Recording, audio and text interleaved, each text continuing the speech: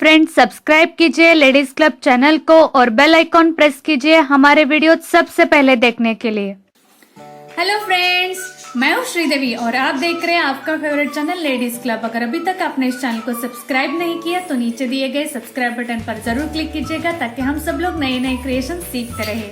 मेरे साथ जुड़ने के लिए मुझे इंस्टाग्राम पे जरूर फॉलो कीजिएगा, उसका लिंक मैंने नीचे डिस्क्रिप्शन में दिया है। मैंने और एक चैनल खोला है श्रीदेवी ब्लॉग्स, उसका नाम है, जहाँ पे आप मुझे जुड़ सकते हो पर्सनली और मुझे पर्सनली जान सकते हो। तो उस चैनल का भी लिंक मैंने नीचे डिस्क्रिप्शन में दिया है। तो आज हम लोग सीखने वाले हैं antique elephant pendant silk thread, जो बिगिनर्स को बहुत ही हेल्प होगी कि एंटिक पेंडेंट के साथ सिल्क थ्रेड नेकलेस कैसे बनाया जाता है। तो चलिए सीखते हैं।